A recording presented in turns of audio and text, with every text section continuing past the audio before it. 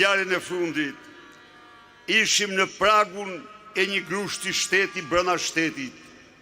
Edi Rama prej 2 muajve përdori gjithë pushtetin e ekzekutivit për bllokimin e prokurorisë dhe presionet të gjitha llojeve ndaj gjykatës kushtetuese për të mbrojtur bashkhajdutën e 50 milion eurove në tunelin e Llogaras, për të mbajtur në detyrë bashkautorën e vjedhjeve të qindra milion eurove, për të mbajtur bashkhajdutën që ndërtoi rrugën Quks-Qaflloç në një segment 9 milion euro kilometrin, pas një urë, pas një tunel, aq sa ka kushtuar rruga e Kombit, e cila ka 10 urë dhe tunele me gjata.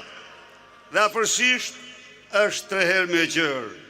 2 muaj, Edi Rama u përpoq të bëj grushteti për të mbrojtur Lubin, sepse mrapasaj është vetë ai, është vetë Edi Rama. Mirë po, faza e parë e këtij grushti shtetit dështoi.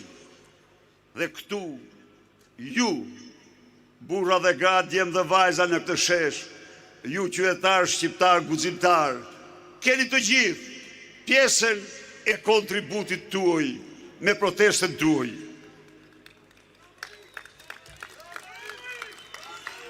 Rama ik! Fort! Rama ik! Dhe për këte, keni falënderimet dhe mirënjohjen time më të thellë. Revolta juaj në protestën e kaluar dha një sinjal të qartë, brenda dhe jashtë vendit, se ne nuk do të tolerojmë kur grushtë e shtetit për të mbrojtur vjedhjet e Edi Ramës dhe lubisë së tij. Dhe ja ku jemi këtu. Për cilë jani ati hajduti dhe mos e mbroni atë. Ja ku jemi këtu Edi Rama. Edhe grushtë e dytë që po përgatit do të dështojsh.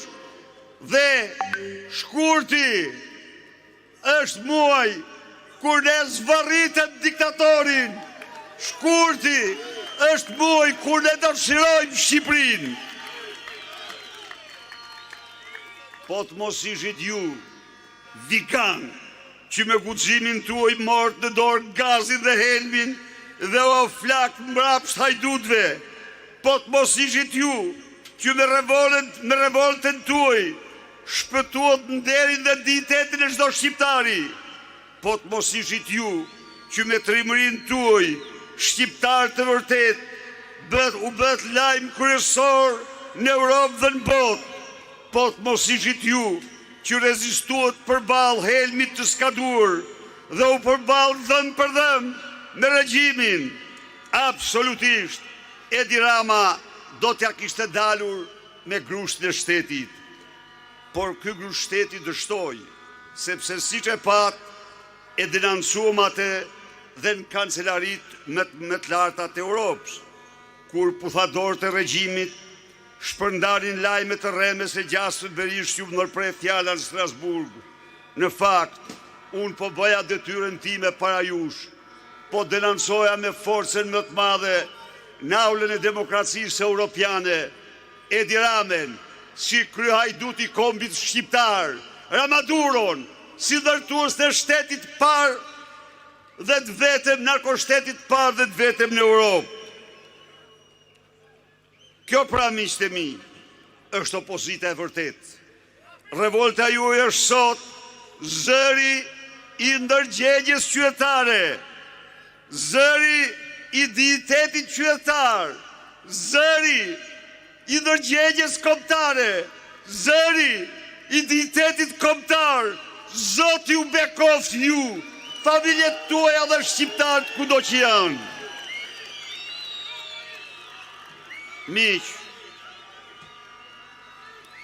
Miq, mund të thonë shumë gjëra kundër nesh. Mund sulmojnë ditë dhe natë me banalist dhe televizionet e qeverisë. Por e vërteta është se ne, opozita e vërtet, me revoltën tonë, parandaluam grusht e shtetit më të rrezikshëm në historinë e Republikës së Shqipërisë. Mirë po, fituam një betejë. fituam një betejë shumë të rëndësishme, por nuk kemi fituar ende luftën. Edi Rama, siç e pat, i ka shpallur luftë drejtësisë. Ai deklaroi se në fazën tjetër të grushtit të shtetit nuk do të përfill vendimin e gjykatës kushtetuese. Dhe nëse ne duam të çojmë në fund këtë betejë, nëse ne vërtet duam të shpëtojmë Shqipërinë, ka ardhur koha që Edi Ramen që tentoi grushtin e shtetit dhe deklaron se nuk heq dorë nga grushti i shtetit, ta shpallin arbikun jo vetëm më të pamëshirë, por dhe më të rrezikshëm për shqiptarët dhe Shqipërinë. Edi Rama është armiku më i rrezikshëm i Shqipërisë, jo vetëm prej ngjarjeve të fundit.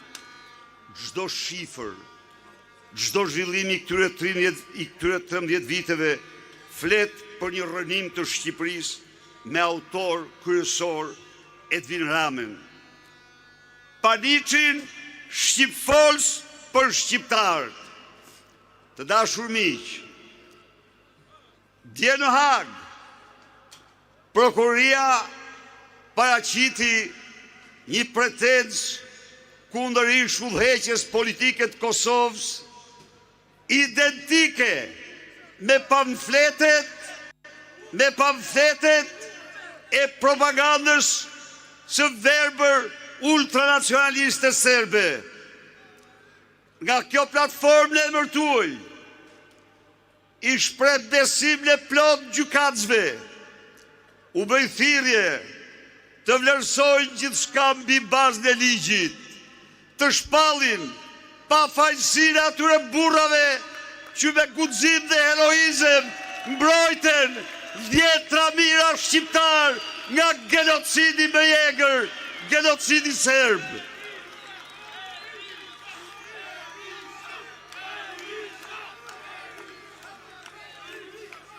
Zotëri gjykatës, Ballkani ka njohur genocide të tmerrshme. Dhe dy janë sot faqezit më të mëdhej të tyre. Aleksandar Vučić në Beograd, që mori pjesë safarin e qytetarëve në Sarajevo dhe që nuk njeh genocidin serb në Bosnjë. I dyti, argati i tij, Edi Rama, që ka përzën 1 milion shqiptar, i cili me kusht këtë kalkulueshme për largimin dënohet për krime kundër njerëzimit dhe genocid në përputhje me konventën